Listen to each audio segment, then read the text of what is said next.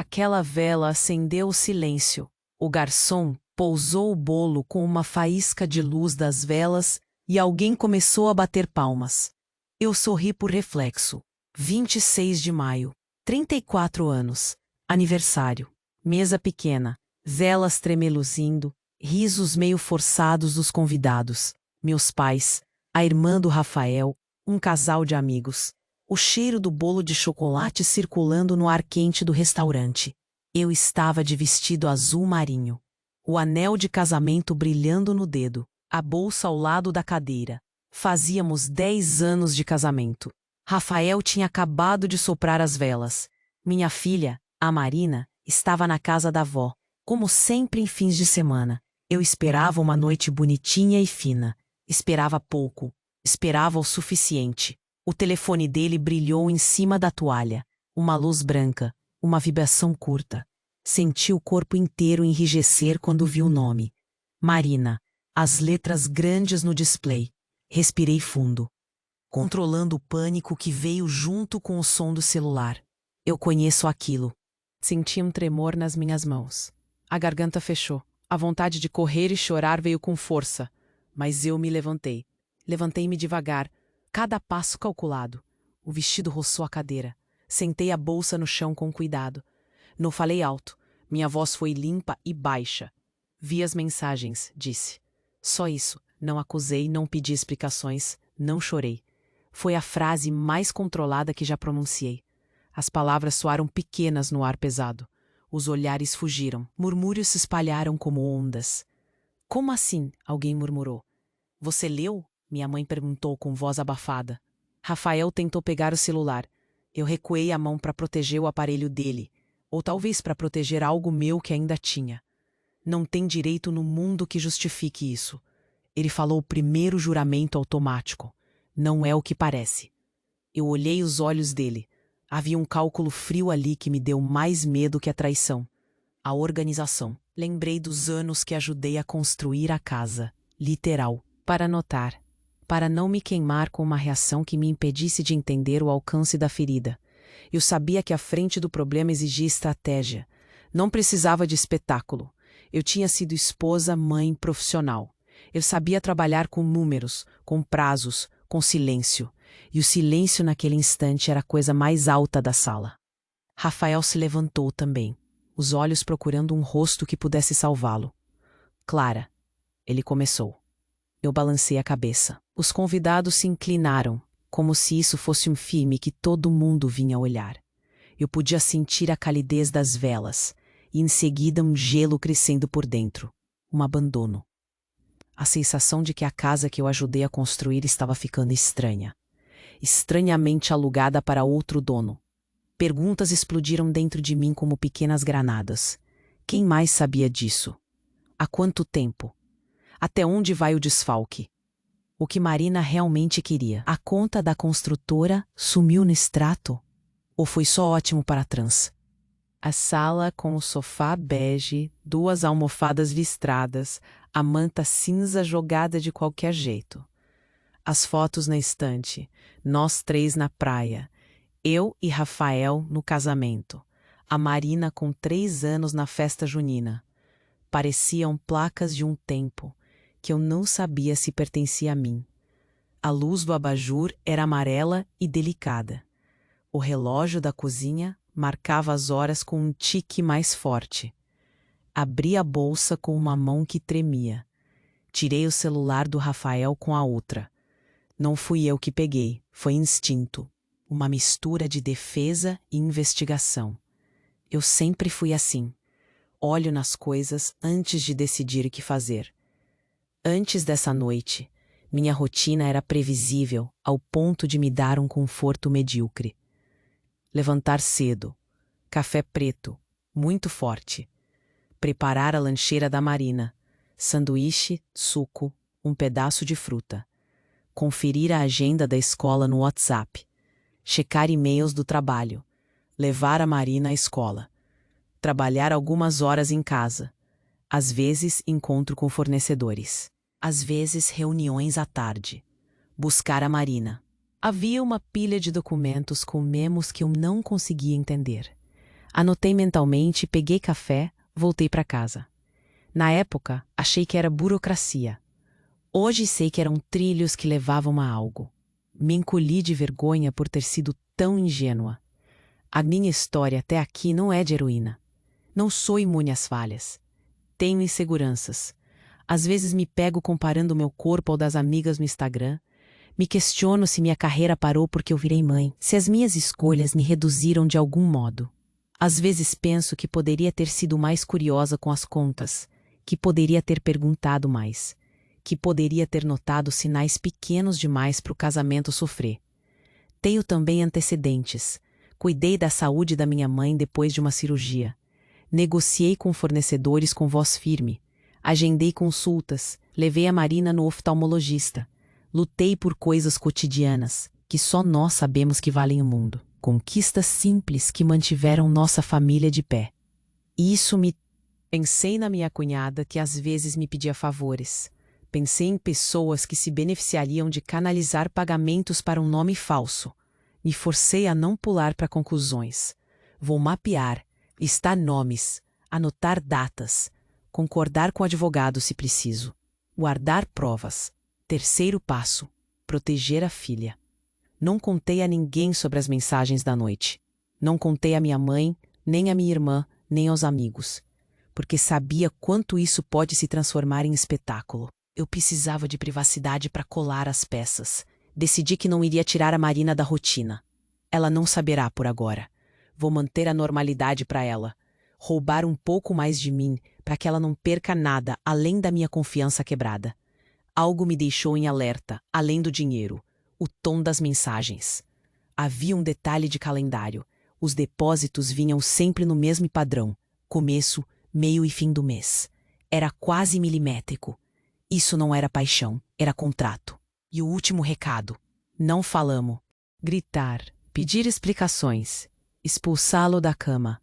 Mas não resolvo nada com um grito que serve só para compensar dor. Eu tenho que saber até onde isso vai. Eu tenho que saber quem é essa Marina Andrade. E, acima de tudo, preciso proteger minha filha e o que é dela. Não contei a ninguém. Não falei para minha mãe. Não fui ao escritório da Ramos. Não chamei um advogado ainda. Fiz um plano silencioso que cabe no bolso do meu vestido, ao lado do celular dele. Vou seguir pistas. Vou escavar nas planilhas. Vou conversar com o contador, com cautela, e depois com pessoas que fiquem entre a planilha e a conta bancária. Vou checar a trajetória daquele dinheiro. E por baixo de tudo, fiz uma coisa que me dá medo só de pensar. Marquei com a minha conta falsa uma mensagem para aquela Marina Andrade. Perguntei, com a voz baixa da internet, se ela havia recebido uma notificação da empresa Ramos. Não disse quem eu era, não disse nada. Só uma pergunta técnica de uma pessoa que... Por que o meu marido recebeu mensagens do mesmo nome que pagava Marina Andrade? Guardei essa mensagem junto com os comprovantes. É uma ponta solta que me tira o sono. Amanhã vou ao estacionamento. Mas guardo outra coisa só para mim. Uma chave que achei no bolso do casaco do Rafael esta noite. Um chaveiro barato, com o nome de um hotel de beira de estrada que fica a 2 horas da cidade. A chave está lá. Não digo a ninguém. Ainda, a casa está quieta. A Marina vai voltar amanhã sem desconfiar de nada. Eu preciso ter calma para ela. Preciso montar as peças. Preciso de coragem para olhar de frente. Enquanto fecho os olhos, escuto ainda o tilintar daquela pulseira. Talvez só o vento na janela. Talvez não. Amanhã saberemos. Eu vou. E levo comigo algo que ele não sabe. Deixei uma cópia de tudo com uma amiga que mora no outro lado da cidade. Caso eu desapareça, ela sabe. Caso eu me arrependa, ela sabe. Caso eu me perca, ela tem as coordenadas. Durmo sabendo que nada. Achei que era amor. Conheci o Rafael numa festa de amigos em comum. Ele riu de uma piada minha, uma piada ruim que até eu achei ruim. E me olhou de um jeito que derrubou qualquer cautela. Era divertido. Era fácil. Namoramos rápido. Casamos no primeiro ano. Compramos um apartamento pequeno que prometíamos transformar. A Marina veio 2 anos depois. A casa ficou calorosa. O tempo ficou mais cheio. E eu me acostumei a dividir agendas, senhas. Senhas da Netflix e da conta do banco. Era prático, era amor, pensei. Trabalhava com números, planilhas, fornecedores. Sempre fui organizada. Eu fazia as contas da casa no caderninho da cozinha. Às vezes, nas noites em que a Marina dormia e o Rafael já tinha caído no sofá com o controle remoto na mão, eu abria o notebook e verificava as planilhas pessoais. Nada de invasão. Era rotina. A gente tinha contas em comum. Eu assinava boletos, fazia pagamentos online. Sabia quanto gastávamos com supermercado, luz, escola. Meus olhos... Mas, com o passar dos anos, senti algo crescer. Uma familiar mistura de gratidão e queda de si. Vi minhas ambições empurradas para segundo plano. Vi oportunidades passarem porque eu precisava buscar a Marina na escola. E aceitei. Porque ser mãe é aceitar, eu dizia.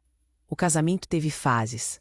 Momentos de paixão que nos pegavam de surpresa. Longos silêncios que eu escondia com séries e travessas de lasanha. Conversas que se moviam entre o trabalho e a escola. Às vezes, havia pequenas faíscas de frustração. Ele demorava para entender o meu olhar. Eu deixava de comentar uma promoção que teria sido boa para mim.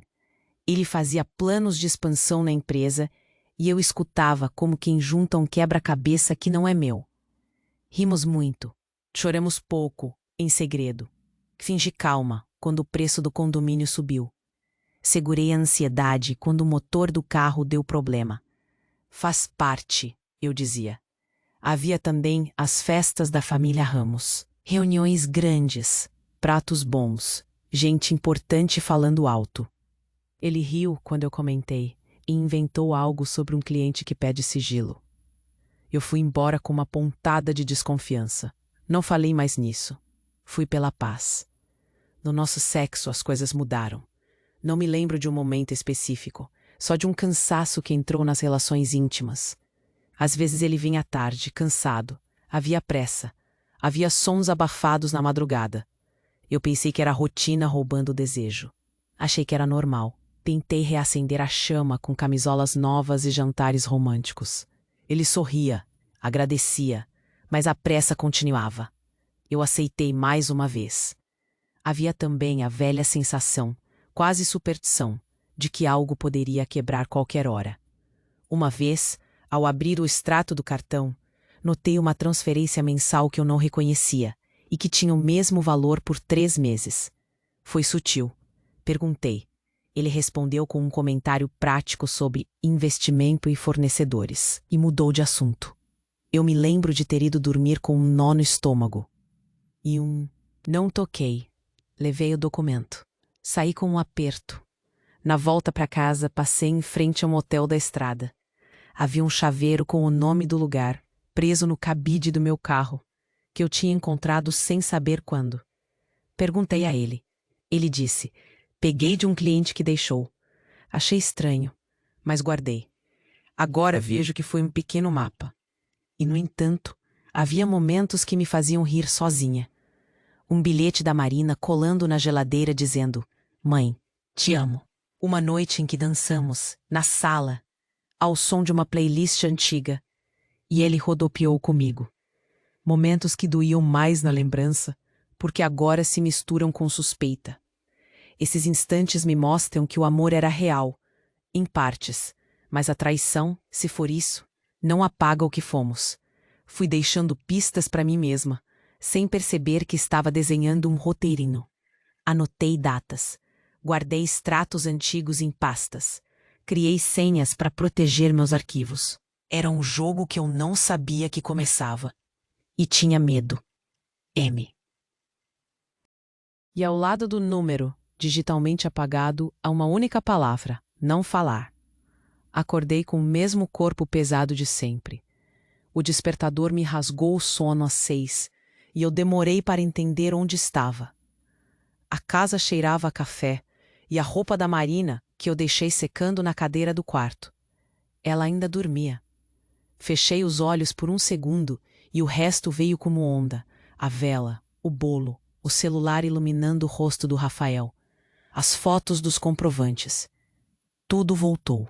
O nó no peito era mais forte do que a falta de sono.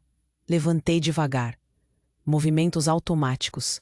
Café coado, pão no prato, Marmita da Marina, montada com capricho, porque no fundo eu ainda me agarro a esses gestos para me segurar.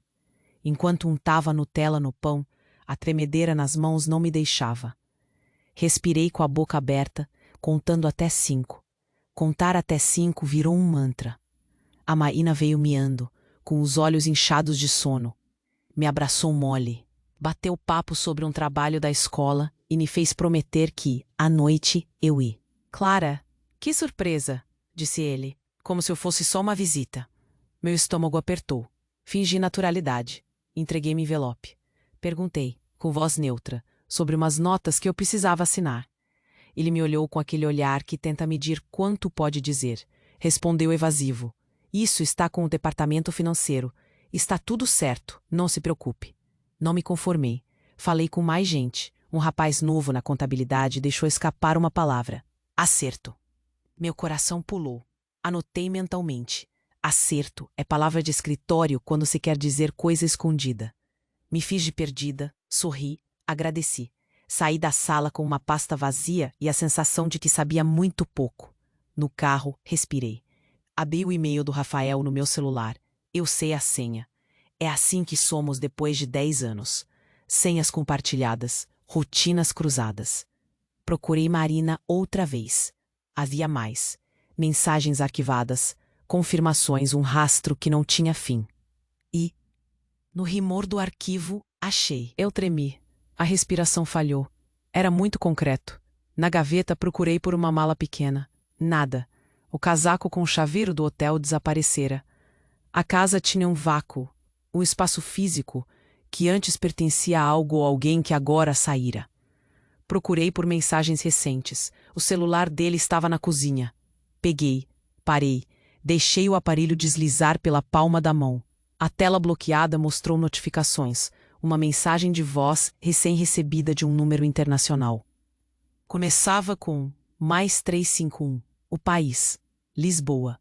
Abri. Não sei o que esperava. Talvez um erro. Talvez mais nada. Apertei play. Foi um segundo e eu soube que não era erro. A voz era dele. Rouca, calma, com um fundo de sussurro. Amanhã às 22. Terceiro andar. Sem celular. Confirmado. E uma outra voz, feminina, de timbre grave e um sotaque diferente, que eu não consegui identificar no primeiro instante. Tá tudo certo. Só não conte para ninguém. Eu cuido das transferências. O Rafael respondeu. Perfeito. Terceiro andar do estacionamento. Ouvi o riso curto do áudio de novo na cabeça. Enquanto isso, o relógio começou a apertar. De repente, cada minuto parecia uma oportunidade para ele desaparecer. Revirei gavetas. Abri a caixa de passagens antigas. Olhei o bolso dos casacos. Nada. A mala havia sumido ou nunca existira. Em compensação, encontrei um recibo de transferência impresso, com um carimbo e um código. A mesma assinatura errada que eu vinha percebendo. Um typo no campo do destinatário que se repetia. Um erro pequeno que, se eu ligasse as pontas, talvez me mostrasse quem mais participava. Segurei o papel com força. A ponta do meu dedo doía. Dona me viu tomar fôlego, cortar a respiração, ficar branca. Perguntou se eu queria falar. Eu disse que não. Mentira. Queria contar tudo. Queria gritar tudo e desabar. E pedir que alguém trouxesse de volta o que perdemos. Mas antes que eu pudesse, o celular vibrou de novo. Outra notificação. Dessa vez, um alerta do banco. Debbie. Enquanto ela distraía a recepcionista com conversa fiada, eu vasculhei documentos deixados à vista. Achei um bloco pequeno com anotações e uma sequência de números com o mesmo erro de digitação. Anotei tudo. Quando saí, recebi uma mensagem da minha conta falsa, a que eu usava para espiar. Recebi confirmação do pagamento. Está seguro. A mensagem era curta, fria. O remetente era uma conta que eu não reconhecia. Meu estômago virou. Alguém nos vigiava. Alguém respondia em tempo real. Voltei para casa como num tic-tac. Cada semáforo me parecia um julgamento. A visão turvou. Parei em frente ao prédio. Havia um carro no portão. Olhei a placa por instinto. Não era o carro dele. Respirei fundo. Subi as escadas. A Ana entrou comigo. Deixei a Marina na escola com um beijo apressado. Prometi que buscaria cedo. Não queria que ela visse meu rosto com aquela cor de abandono. No corredor do prédio, notei o porteiro conversando com o entregador. O porteiro olhou para mim. Eu disse, e a voz riu, curta, sem alegria. Ela falou uma frase que eu não consigo tirar da minha cabeça. Há coisas que se resolvem com silêncio. Seja inteligente. A ligação caiu. No visor, o número continuava. Mais 351 2x x x x. Lisboa. O país. Na minha mão, o telefone parecia pequeno diante do que veio à tona. Eu percebi que aquilo já não era só um caso de traição. Havia gente por trás. Havia uma operação. E eu, uma mulher que fazia cadernos de contas na cozinha, estava no meio. Por um segundo, a vergonha me cobriu. Pensei no que minhas amigas diriam. Pensei na minha mãe, sempre tão prática. Pensei na Marina com sua lancheira. Não podia deixar que me esmagassem. Pisquei rápido e decidi que não sairia do campo por medo. Mas então o que aconteceu a seguir foi o que me deixou sem chão. Enquanto eu segurava o telefone na mão, a portaria me enviou uma foto por mensagem. Era do próprio Rafael. Ele estava saindo do prédio com uma mala preta. Atrás dele, no banco do pá. Não se meta. Esta é sua última advertência. E logo em seguida, um arquivo de áudio, curto. Apertei. Ele tocou. Minha voz. Minha própria voz. Era uma gravação antiga que eu havia feito. Um bilhete de voz que eu mandei para minha mãe semana passada, falando bobagens sobre a escola da Marina. A mensagem foi enviada com um comentário. Tem provas demais. Vai ser melhor para você não complicar. A maldade ali era clara, me mostrando que podiam acessar minhas conversas. Me convenceram que não havia nada privado. E eu, no meio da sala, com a respiração curta, senti que ali se desenhava algo maior do que uma dor de marido. Era poder, era chantagem, era um sistema que se erguia em Lisboa e aqui na nossa cidade, com contatos, reservas, transferências. E eu estava, sem pedir, no centro. A minha cabeça girava com perguntas. Quem além dele sabia? O que a Marina tem a ver com tudo isso? Quanto tempo eles vinham arquitetando? E, sobretudo, o que fariam se eu tentasse abrir? Eu não tinha falado com nenhum advogado. Atendi. A voz do outro lado, formal, disse: Senhora Clara, ligo em nome da empresa. Podemos conversar agora? A sala rodou. Havia alguém do lado de fora, movendo as peças, e eu estava sentada no tabuleiro. A urgência cresceu e algo em mim que eu não sabia que existia acendeu. Raiva, fome, necessidade. Não era mais só sobre ser traída. Era sobre recuperar o que era nosso. Diga, respondi com voz curta. E a pessoa do outro lado marcou um encontro. Hoje, às 14 horas, no escritório principal. Disse que era para tratar de assuntos familiares e de negócios. A mentira estava na calma deles. Eu aceitei. Não porque confiasse, mas porque precisava fingir que estava no controle. Desliguei. Olhei pela janela e vi o carro da rua indo embora. Pensei no relógio do aeroporto. Pensei no terceiro andar do estacionamento. Pensei no gravador no meu bolso. Os backups que falharam. Na foto que o porteiro me mandou. No áudio do Plus 351. E senti pela. A voz vinha do corredor. A voz era do Rafael. E a porta do elevador começou a fechar.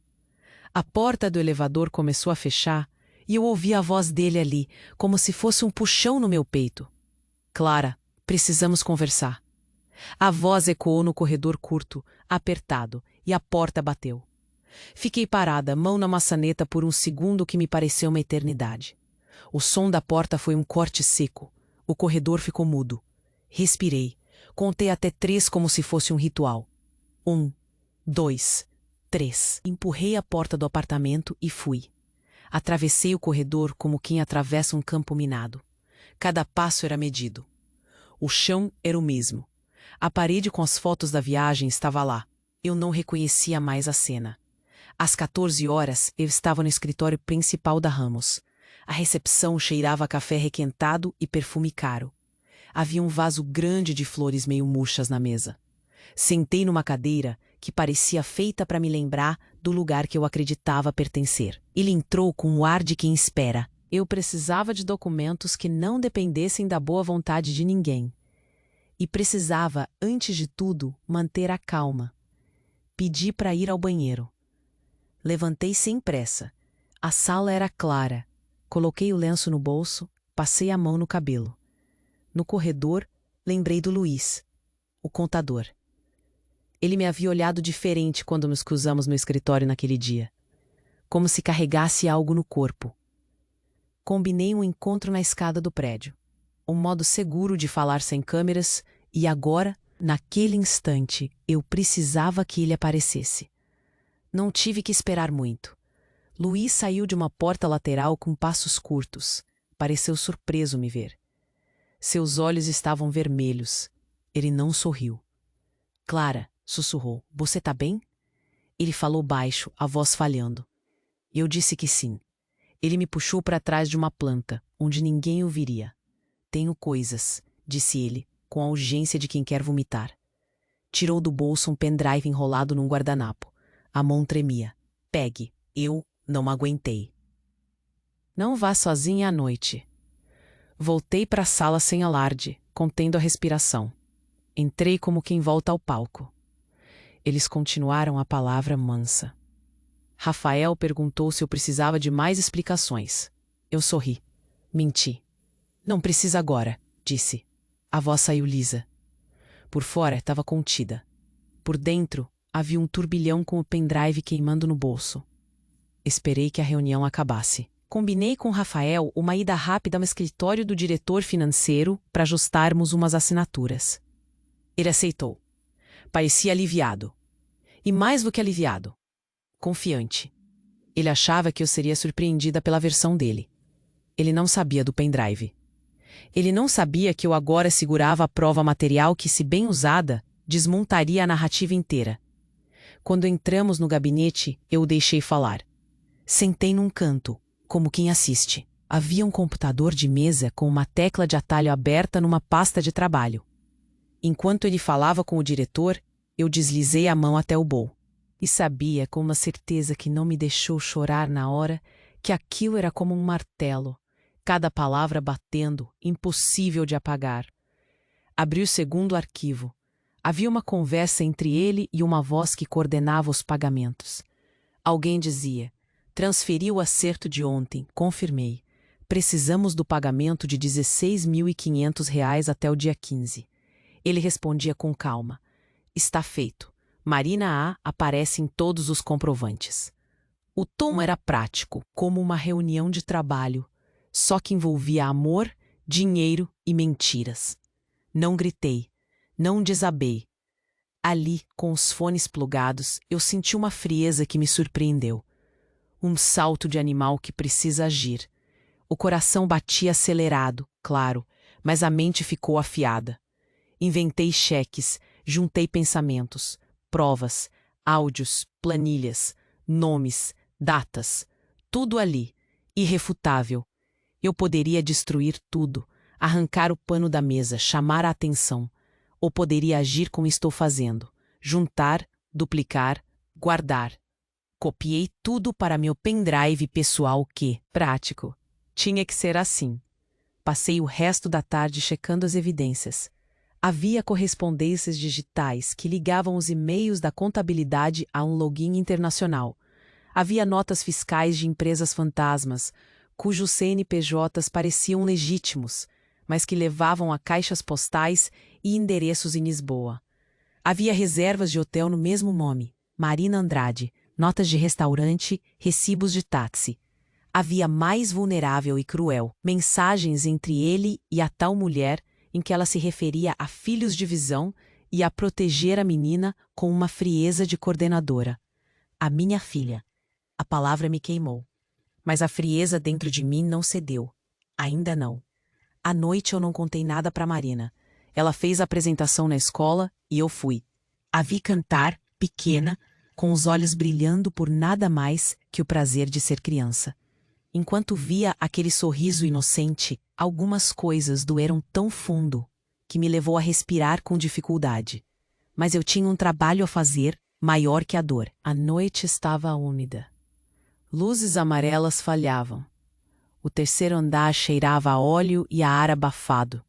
Estávamos em silêncio, com os olhos ampliados, atentos.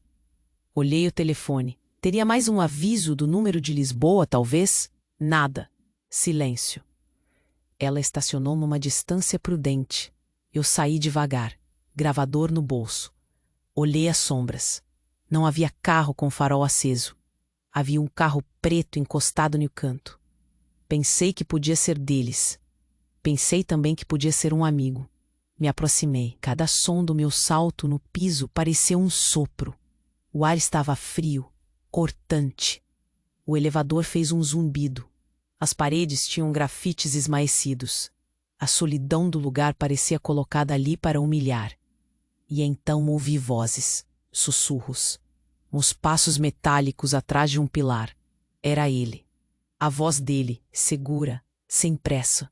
A voz da mulher atrás dele, com o timbre que agora eu sabia controlar tudo. Me escondi atrás de uma coluna como se fosse invisível. Acionei o gravador. A luz do meu celular piscou. Saí do esconderijo como quem se reconquista. Não gritei. Não encarei.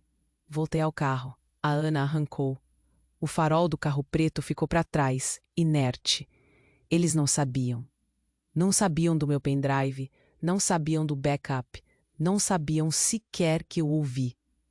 Eles seguem acreditando que controlam. Eles acreditam que eu sou uma peça imóvel. Entrei em casa tarde. A Marina dormia com a luz ainda ligada, um pé para fora do cobertor. Beijei a testa dela. Sentei na cozinha e abri os arquivos outra vez. Senti o peso. Dormi pouco. Acordei com o mesmo costume. Mas havia outra coisa agora. Uma linha de fogo dentro de mim, dizendo que eu iria virar o jogo. Não naquele minuto. Não de forma teatral.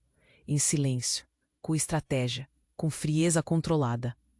Tenho provas que podem derrubar não só um homem, mas um sistema. Tenho nomes, áudios, datas, uma contabilidade que grita. Tenho medo que me lembra que se mexer errado, posso perder muito. Tenho também a calma que aprendi em anos de reuniões. Quero resolver com estratégia. Mas já posso dizer uma coisa. Nada volta a ser como antes. E o mais perigoso de tudo, para ele, para o esquema, para os que acham que controlam, é que eu agora sei onde apertar. Eles ainda não sabem que eu sei. Hoje à noite, eu limpo os meus rastros. Amanhã eu monto o primeiro movimento. E quando chegar o momento, eles vão olhar para mim como olham agora. Tranquilos, confiantes, bem arrumados. Vai ser tarde demais. Eles ainda não fazem ideia do que vem por aí. Acordei com o mesmo nó no peito. O corpo cedo. O hábito do café. A Marina pediu Nutella no pão com a voz mole de sempre. Eu sorri por dentro e por fora. Coloquei a lancheira dela com as mãos que tremiam um pouco. Falei com a voz baixa, como se não quisesse acordar o mundo. Vai com cuidado, amor. Ela me devolveu um abraço curto. Eu pensei em tudo e jurei que por ela faria o que fosse necessário. O dia começou com aparência normal. O supermercado, o controle da escola. O Bill. Não vá sozinha, ela avisou. E não fale com ninguém que trabalhe diretamente com a empresa. Eu concordei. O medo baixou um pouco, como fumaça que recua. Voltei para casa e fiz o que sempre faço quando a cabeça frita. Organizei as contas da casa. Fechei 2 boletos. Paguei online. Cozinhei o almoço. A rotina me acalmou por 1 minuto. Tocar a comida com as mãos me mostrou que eu ainda sei cuidar de pequenas coisas. Lavei a louça e respirei o vapor do prato. Ao mesmo tempo, senti cada som do prédio como se fosse um passo marcado para mim. À tarde, combinei com o Luiz. Ele apareceu com a cara mais pálida que eu já vi. Havia olheiras novas. Falou baixo. Eles começaram a cobrar. Disse. Entregou mais arquivos.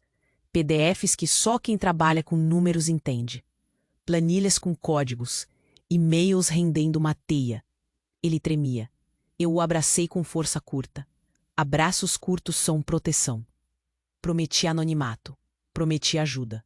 O Mateus veio no fim do dia. Homem de óculos escuros. Mensagens curtas com a amiga que guardava uma cópia dos arquivos em sua casa fora da cidade. Está seguro, eu escrevia. Não divulgue nada, ela respondia. Amigos de confiança, rede pequena. Os passos eram lentos, precisos. E a cada duplicação, o medo crescia junto. E se apagassem tudo? E se me pegassem com as provas? Falei com o banco. Abri uma conta em meu nome em outro banco, diferente, com cartão novo e senha que não dizia nada sobre mim. Era uma conta apenas para movimentações emergenciais. A doutora Helena sugeriu criar camadas. Se precisar pagar perito, se precisar garantir moradia, você tem algo fora do alcance imediato deles. Fiz como ela pediu. A burocracia, pela primeira vez, foi libertadora. Preparei o meu plano B. Caso me ameaçassem, caso os arquivos sumissem, a Ana tinha senha para minha nuvem. A minha outra amiga tinha uma cópia impressa num envelope lacrado no cofre dela. A Silvia, o contador, sabia examinar notas fiscais e me ajudar a provar que eram. Eu conversei com a doutora Helena sobre isso. Ela pediu calma e vigilância. Anote tudo, disse, qualquer padrão. Eu comecei um caderno onde registrei horários, placas, rostos, pequenos mapas que me davam a ilusão de controle.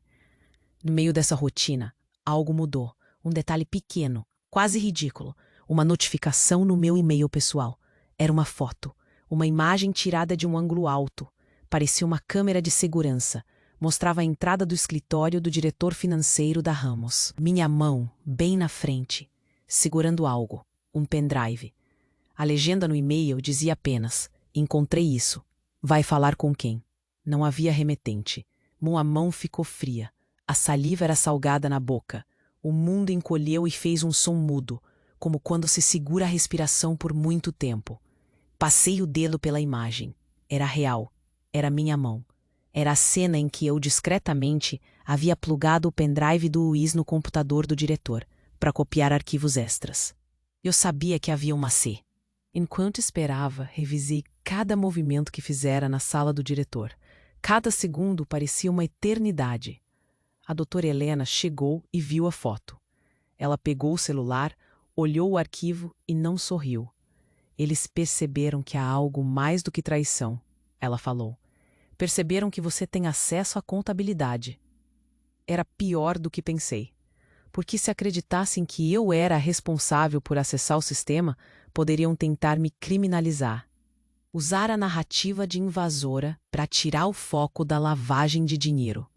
Precisava provar que eu agira para preservar prova, não para manipular. Ela fez o que eu pedi, ligou para o Mateus, pediu para ele fazer uma análise forense da imagem. Se aquela foto viesse do sistema de segurança deles, havia metadados que poderiam indicar quem a enviara, quando e de onde. Se viesse de alguém dentro, talvez fosse armadilha. A resposta do Mateus foi rápida e fria. A foto foi exportada do servidor interno. Alguém com acesso interno pegou e enviou. Era o. Se chegar a ameaça física, diga agora e vamos à polícia, ela pediu. Eu pensei em chamar a polícia, mas sabia das limitações. Ramos tinha dinheiro, influência. A polícia podia ser pressionada.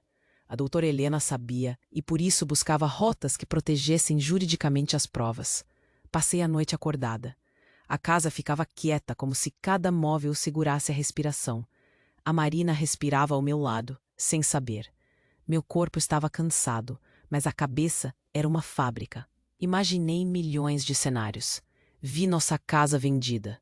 Vi nossa vida exposta. Vi a Marina nos olhos do mundo e uma linha de fogo. Eu não deixaria isso acontecer. Na manhã seguinte, revisando mensagens, recebi um telefonema que me gelou. Número empresarial. A voz formal. Senhora Clara, estamos com uma questão. Gostaríamos de conversar sobre uma imagem que circula. A voz era neutra. Era da assessoria jurídica da Ramos. Meu estômago revirou. Eu engoli palavras. Marcos? Consegui dizer. Podemos marcar. Helena me disse isso. Fale pouco. Documente tudo. Não assine nada que não seja para preservar prova. Saí de casa com o gravador no bolso, o telefone de emergência pronto e o coração acelerado. Ao subir no carro, uma mensagem estalou no visor. Uma foto do meu próprio apartamento, tirada de algum ângulo alto. Embaixo, letra simples. Sabemos onde você guarda as cópias. O frio me atravessou. Minhas pernas ficaram bambas. Respirei. Liguei o carro e fui. No caminho. Olhei para o banco onde havia guardado a cópia. O sangue gelou. E então, como se alguém puxasse o trilho do trem, a cena mudou. Um carro preto que me seguia fez uma curva brusca. A placa eu reconheci sem querer. Era a mesma sequência do carro que eu vira na portaria semanas atrás. O mesmo que dava voltas nas ruas perto da escola. O mesmo que deixou um bilhete no portão. O carro encostou na calçada. O motorista olhou na minha direção. Eu olhei de volta. Ele não retirou os olhos. O tempo ficou lento. Tudo mais discreta, mais fria, mais feroz. Respirei fundo. Olhei pela janela. A cidade seguia. Pessoas com sacolas, crianças com bicicletas, um cachorro latindo. Tudo continuava. Eu estava no meio de um campo minado, mas sabia uma coisa importante. Eu encontraria uma forma de atravessá-lo. Estacionei no primeiro lugar público que achei. Saí com a bolsa apertada contra o corpo. O carro preto ficou. Um homem na calçada pareceu me seguir com o olhar. Eu pisei firme, caminhei rápido, fingi que telefonava. Entrei numa loja, comprei um chocolate. A mão suava. O vendedor me olhou, talvez entendendo que eu estava em pressa. Paguei, saí, caminhei. O cara do carro me olhou mais uma vez e foi embora. O corpo relaxou só um pouco. Voltei para casa com a sensação de que eles tinham dado o primeiro passo para me encurralar. Havia uma nova frente. Intimidação direta. O anúncio foi claro. Eles sabiam das cópias, sabiam da rede de cópia, sabiam da minha filha. E pior, tinham imagem. Minha garganta fechou. O ar sumiu por um segundo. A sensação era de que as paredes se aproximavam. Eu respirei, fechei o laptop e coloquei o gravador no bolso. Peguei as cópias que eu tinha comigo e o pendrive. Respirei fundo. Liguei para Ana. A voz dela soou no outro lado, tensa. Eles sabem. O que fazemos? A resposta vinha pronta, mas dolorida. Seguir, não parar, proteger a Marina, reunir as provas e, se necessário, fugir. A palavra fugir caiu mal, pesada, mas era uma linha de ação. Uma opção. E por enquanto eu não escolheria a fuga se houvesse outra rota. Olhei o relógio. À janela, as luzes da rua pareciam faróis de vigilância. Eu tinha um plano montado. Eu tinha provas e aliados. Eu tinha medo, e isso me tornava capaz. Mas havia uma coisa que eu não podia negar. Alguém havia começado a correr por dentro deles. Um movimento novo. Uma inquietação que os tornava perigosos. E então, quando pensei que a noite só guardava vigilância, coloquei o anel de casamento no dedo como se fosse um selo, e pensei, eu vou com as minhas provas, vou saber ouvir e não dizer demais, vou me proteger, vou tentar ganhar tempo. Mas quando a porta do elevador fechou naquela noite, fechando-me no corredor do prédio, eu não sabia que outro detalhe estava a ponto de explodir. Alguém, lá dentro do escritório deles, começava a desconfiar, e a desconfiar com razão. Acordei com o coração em marcha, dormi pouco. Sonhei com a vela do bolo queimando mais alto, sonhei com os comprovantes voando. Abri os olhos e contei até 5. 1, 2, 3, respirei. Levantei. A casa cheirava a café. A Marina ainda dormia. Dei um beijo na testa dela que quis ser promessa. Vesti uma camisa azul escuro. Não quis nada espalhafatoso. Queria parecer a mesma mulher do dia a dia. Queria que ninguém suspeitasse da tempestade dentro de mim. O anel no dedo pesou. Coloquei luvas finas na bolsa, por paranoia e por cuidado. E a pasta com. Anotei rostos. Marquei quem olhava para onde. A reunião começou com fala açucarada. Falaram de projetos, de terrenos, de números que dançavam bonitos em PowerPoint. Rafael tinha uma apresentação. Lisboa aparecia em um slide elegante. Eu vi o nome da filial. Meu pé tremeu só de ver a palavra. Ele falou sobre expansão. Falou com calma sobre oportunidades. A voz dele era a voz de sempre. Suave, correta, segura como quem comanda tempestades.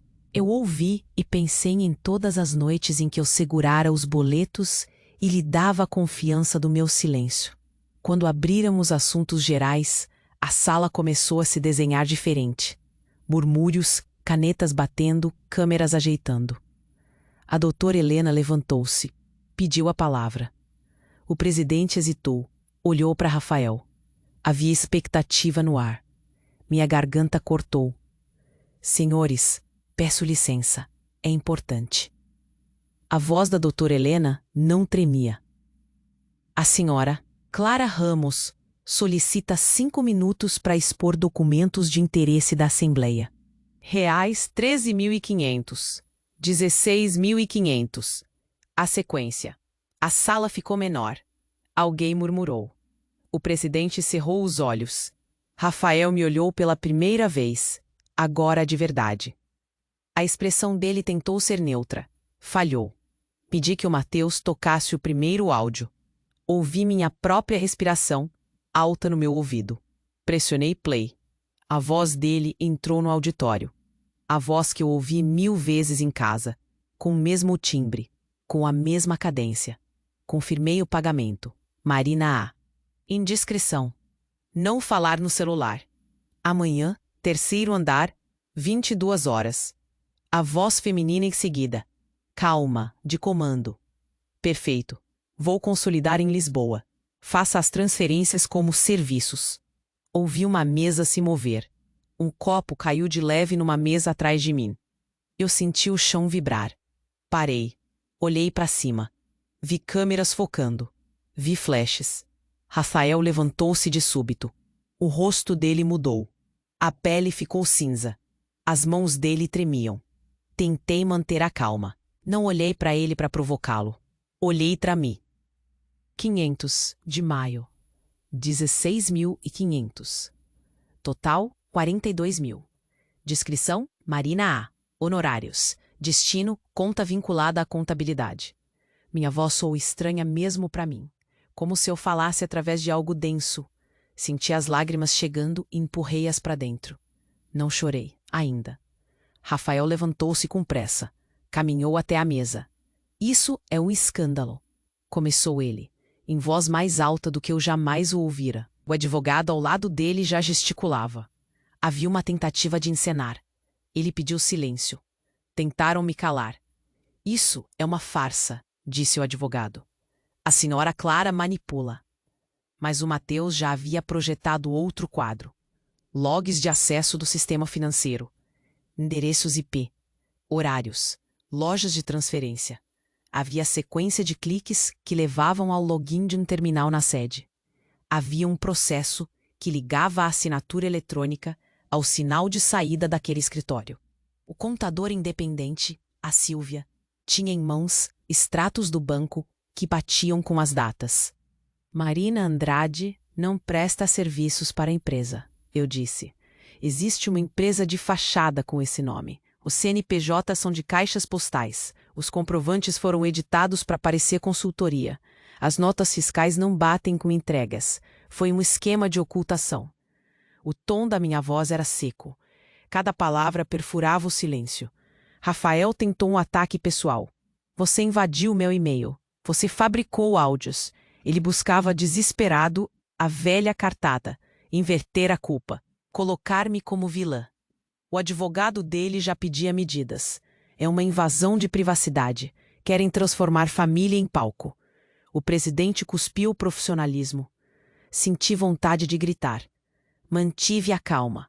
O Mateus exibiu então uma assinatura digital, uma cadeia de custódia. Analisei metadados. As gravações têm registros oriundos do aparelho vinculado ao celular do Sr. Rafael. Há registros de login naquele computador às 21h15 na data X, que coincidem com as transferências. Ele mostrou a Corres. Outras olharavam como se descobrissem um amigo num espelho quebrado. A doutora Helena me deu um leve aperto na mão, quase um recado. Segura. Eu respirei. Senti por um segundo que poderia desabar. Mas algo quente me entrou no peito. Uma fome urgente de justiça, de colocar luz, de mostrar que não aceito que a vida da minha filha seja usada como etiqueta de fraude. Rafael ergueu a voz mais uma vez. Isso é jogo sujo. Ela entrou nos meus arquivos. Isso é crime. O advogado dele já gritava ordens. A segurança se aproximou. Eu sabia que eles tentariam algo. Processar, intimar. Eu sabia que viria contra-ataque. Eu senti a mão do meu telefone vibrar. Uma mensagem curta da Ana. Fica firme. Estão a caminho. Outra do Luiz. Procurei fazer o que pude. E então, um novo sinal no meu celular. Um e-mail com um assunto que não queria ler. Abri. As mãos tremiam. Era um anexo do Mateus. Um relatório recém-chegado das verificações de IP e origem das transferências. As linhas B. Na folha, um nome. Um nome que eu não esperava ver ali. Um sobrenome que carimbava poder na cidade inteira. A minha garganta secou. Um diretor político. Um nome ligado a contratos públicos. Alguém o reconheceu e murmurou. Mas isso é grande. O presidente engoliu. Rafael morreu no lugar. O olhar dele era de quem viu o chão explodir. Minha mão tremeu ao segurar a pasta. Eu não sabia aquele papel existir. Alguém havia entregue ali um fio que conectava aquilo a algo maior. Havia agora não só a minha acusação contra o meu marido. Havia pontas que chegavam a outros. A sala mudou de cor. O celular da doutora Helena vibrou. Ela leu e a cor do rosto mudou. Procuradoria recebeu um documento paralelo. Estão abrindo vista, murmurou ela baixinho. Foi como se uma maré subisse. Jornalistas começaram a falar em gravação. Microfones avançaram. As portas do auditório pareciam pequenas. O edifício inteiro sentiu. Rafael, pela primeira vez, perdeu a compostura. Isso ecoou. Senti também o peso do que ainda estava por vir. No fim do meu bolso, uma mensagem nova. Eu li sem querer. Era curta. Eles já sabem. 10 minutos. A origem era um número que eu não reconhecia. O sangue gelou na veia. Olhei para trás. Vi um homem sair do auditório, olhar para a rua. A porta lateral estava fechando. O presidente não sabia para onde olhar. As câmeras tremiam. Pressa no ar. Rafael me olhou uma última vez antes de ser cercado por conselheiros. Havia pavor, derrota, surpresa. Eu respirei fundo. Senti o corpo pesar e ficar leve ao mesmo tempo. Senti que tinha desatado um nó que não cabe só num dia. Havia mais, havia nomes, havia conexões.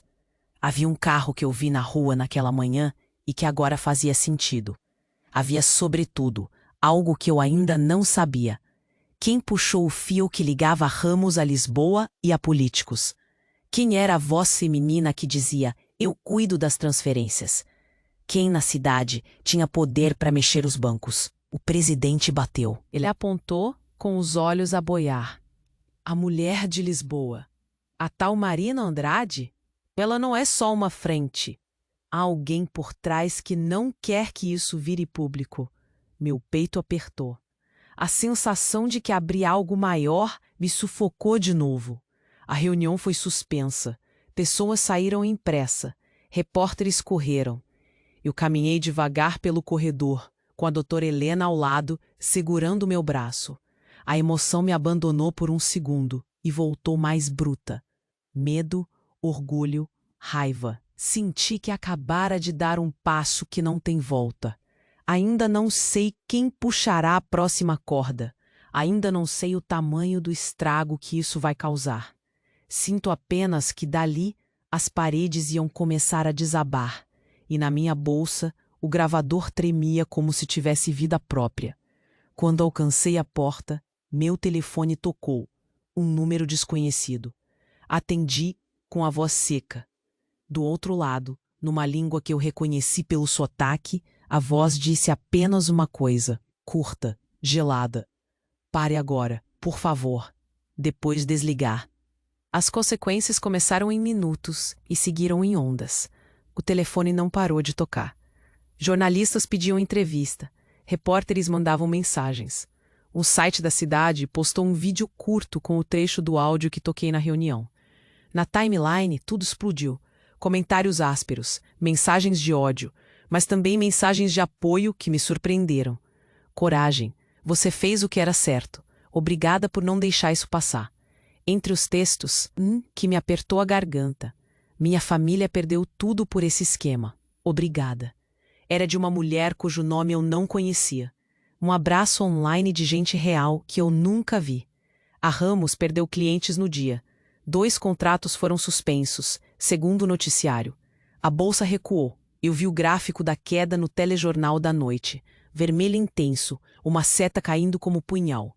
Bancos enviaram comunicados. Bloqueios preventivos em contas sob investigação. O presidente da mesa pediu afastamento temporário. A diretoria convocou o réu. Gente que antes era passada por cima, funcionários subalternos, ex-fornecedores, me enviaram mensagens dizendo que finalmente alguém abriu a porta. Outros se afastaram.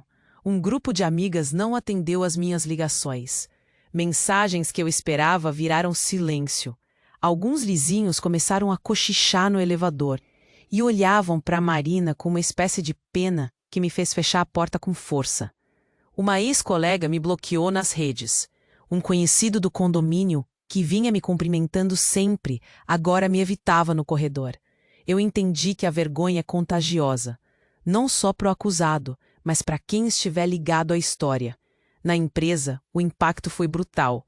O conselho nomeou auditoria e um comitê independente. A diretoria afastou o Rafael do cargo provisoriamente.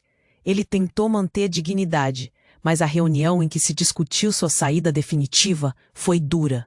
Vi colegas que sorriam para mim, antes se afastando, em dúvida. Vi também pessoas que vieram até mim e baixaram a ver. Em casa, o telefone do escritório tocava sem parar. A cada ligação, eu via o patrimônio que eu dava como certo sendo reavaliado.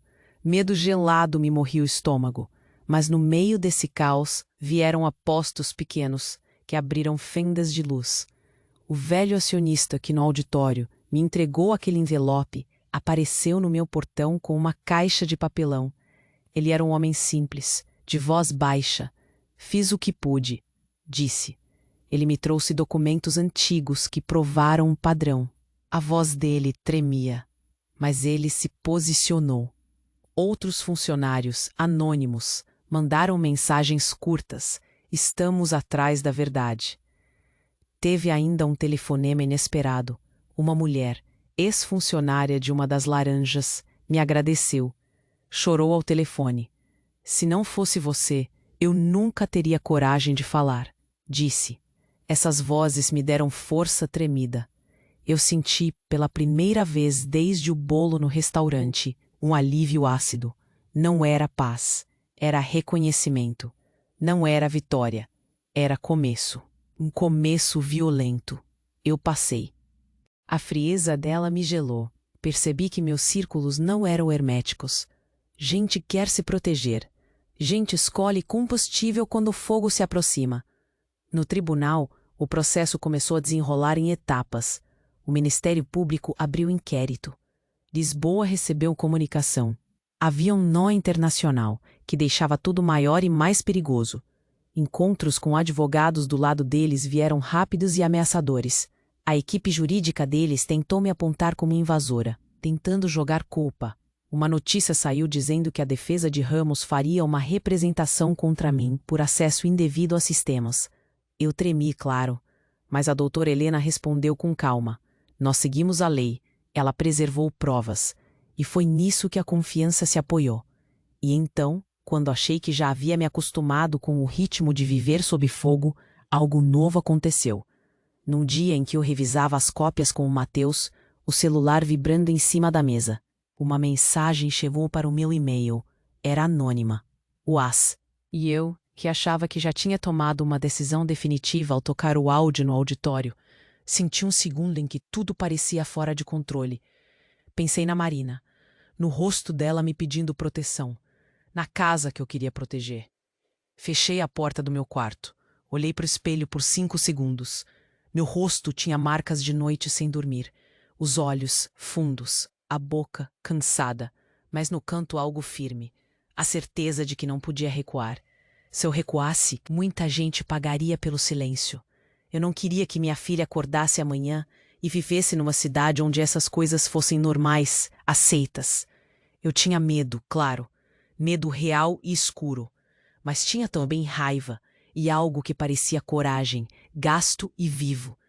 A noite veio com mensagens novas. Uma delas foi direta e curta. Pare, não mexa nos outros nomes. Ao lado, uma foto pixelada de um prédio público. O aviso foi claro. Toque nisso e será pior. O medo bateu forte, como um punho, mas agora eu sabia que a melhor saída não é. Ele disse só uma frase. Temos provas que você ainda não viu, mas cuidado, não mostre tudo de uma vez, a gente com pressa. A ligação caiu e eu fiquei parada no escuro. O nó no peito apertou diferente. Não era só medo, era anúncio. Alguém me avisava que o tabuleiro era maior e que para cada peça que eu movesse, uma outra mão já tinha posicionado uma contrapeça. Agarrei o gravador. Senti o metal frio. Pensei na Marina. Pensei na mãe, na Ana, no Luiz, na doutora Helena, no Mateus. Pensei na mulher que me telefonou agradecendo. Pensei na cidade inteira olhando. E soube com uma certeza que queimou. A reconstrução seria longa. Mais longa do que eu imaginava. Algo novo apareceu. E não era só um nome no documento. Era uma operação. E eu, que queria só recuperar minha vida, agora estava numa encruzilhada que envolvia gente grande demais. Respirei fundo. Prometi não recuar. Prometi ser cautelosa. Prometi também, com voz mais baixa que um segredo, que eu faria de tudo. Papel, papel, papel. Eu lia, assinava e entregava. Às vezes tremia. Às vezes a caneta me escorregava da mão. Mas fazia. Porque a vida precisava continuar. Porque a rotina da Marina não podia ser punida pelo erro de outros. Decidi. Vou reconstruir. Não podia depender de nada que tivesse sobrenome. Nem de carros com placas conhecidas. Nem de contas que bloqueiam e liberam conforme a manchete. Eu precisava de uma renda minha. Um trabalho meu. Um projeto que nascesse das minhas horas. Dos meus cadernos. Das minhas canecas meia prontas que eu guardava no armário. Comecei pequeno. Primeiro passo, arrumar um espaço na minha cabeça. Liguei para Silvia, a contadora independente que eu tinha conhecido nas primeiras semanas. Quero trabalhar com você, eu disse. Ela riu, surpresa. Você tem talento com números. E com gente. Aceitou. Fechamos um contrato. Eu faria parte do controle financeiro de 2 clientes pequenos que ela tinha. Era pouco. Era começo. Era meu. Me olhei no espelho e questionei. Será que eu consigo? Será que não vou ser só mais uma mulher cansada que tentou e falhou? A cada dúvida, eu lembrava do que a doutora Helena me disse. Prova não é só doação de voz, é ação. E a ação se faz com passos curtos. Abri uma conta jurídica num banco menor. Sem renda já consolidada, o processo sofreu, mas a doutora Helena me orientou. Fiz tudo com calma. Protegi senhas, mudei rotinas. Não sabia se eles ainda me observavam, mas eu passei a andar de forma cautelosa. Chips novos, rotas diferentes, menos exposição. A sensação de estar vigiada persistia. Às vezes o carro preto que vimos ainda passava na rua. Às vezes alguém deixava um bilhete anônimo no portão. Mas o trabalho ocupava a cabeça, e o trabalho era salvação. Ofereci também oficinas pequenas no meu bairro. Organize sua casa, organize suas contas. Usei um espaço cedido por uma amiga do trabalho voluntário. Cobrei pouco. Chamei mulheres do prédio, mães da escola, amigas que... A paralisação da empresa Ramos provocou efeitos dominós. A investigação atingiu nomes que eu mal conhecia. Algumas pessoas foram presas. Outros fizeram acordos. Eu assisti a tudo com uma mistura de alívio e nojo. Alívio porque a justiça andava. Nojo porque se confirmava o que eu sempre soubera. Por trás do brilho havia sistema. As ameaças não pararam. Recebi mensagens escuras mais 2 vezes. Uma vez, deixaram um bilhete no carro. Cuidado com quem confia. Outra, uma foto minha entrando em um prédio, tirada sem que eu visse. Entreguei tudo à doutora Helena. Ela arquivou. Pediu para não reagir. Respirei mais devagar. Mas a mão continuou trêmula. O medo é um cachorro que late. Você se acostuma a ouvi-lo, mas sabe que ele está ali.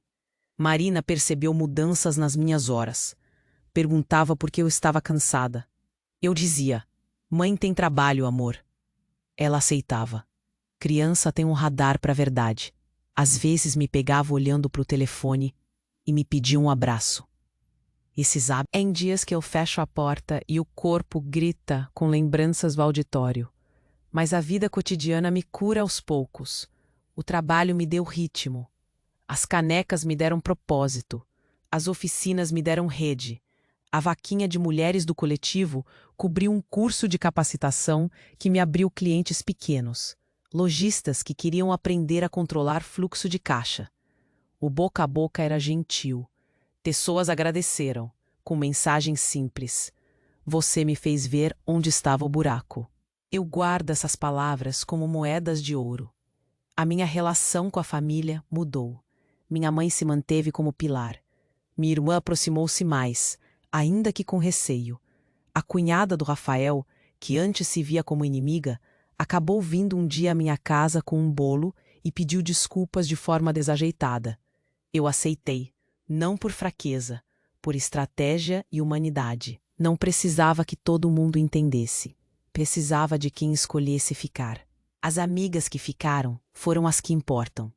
A Dé trouxe encomendas com Bi. Ela me viu construir. Isso vale tanto quanto qualquer contrato. Nas últimas semanas, algo diferente aconteceu. Recebi um contato anônimo, não ameaçador, mas curioso. Um e-mail sem remetente com um arquivo anexado. Era uma folha digitalizada, um contrato antigo, com carimbo de uma empresa em Lisboa. A assinatura tinha uma letra que eu reconheci. A da tal voz feminina que comandava as transferências. Havia uma linha nova. Um nome que eu não tinha visto antes. Um sobrenome que me puxou um arrepio. Suspirei, chamei o Mateus. Mostrei-lhe o arquivo. Ele olhou e disse, sem levantar muito o rosto: isso muda o jogo.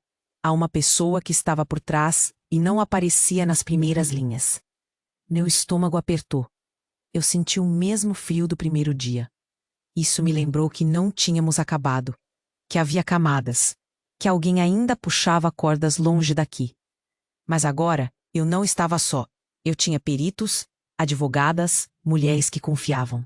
E isso fazia diferença. Fechei o laptop. E penso. Eu posso. Eu vou. Ainda há um último botão a apertar.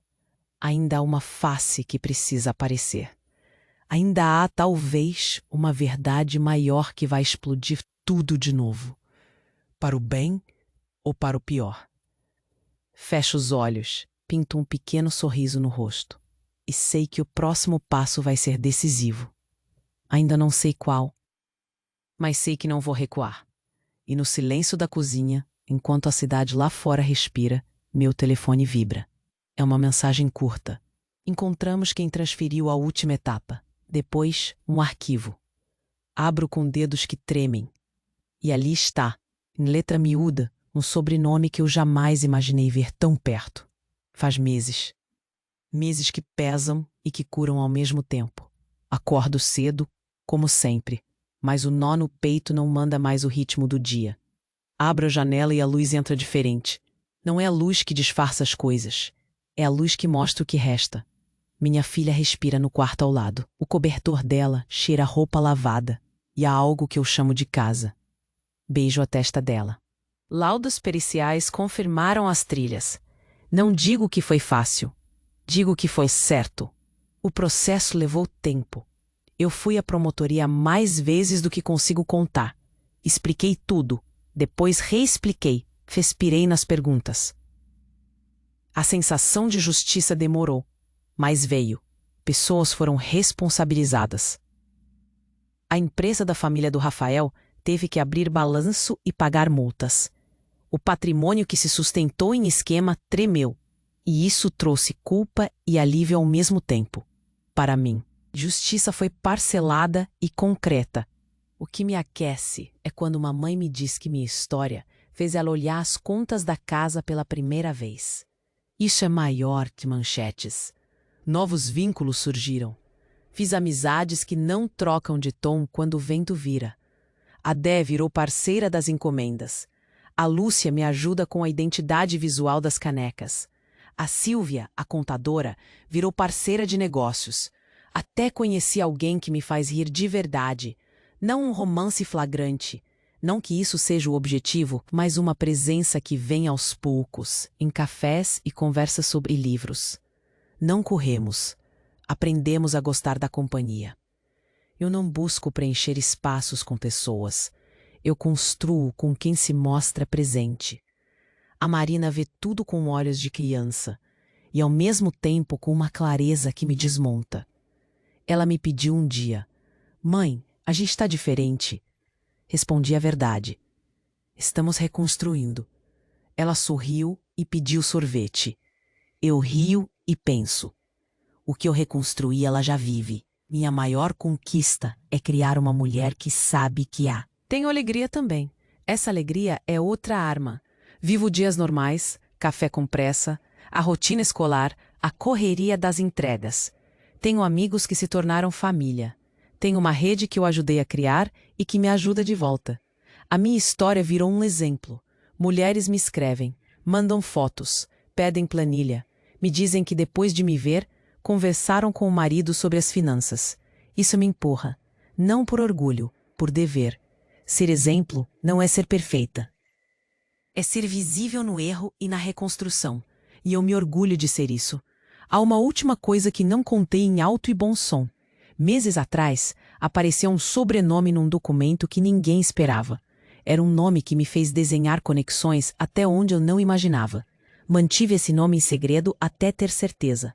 Hoje sei mais, mas escolhi não esgotar a história aqui. Não porque fujo, porque algumas verdades exigem tempo e cuidado para virar ponte, não ruína. Guarda esse nome como quem guarda uma peça que pode esmelhar.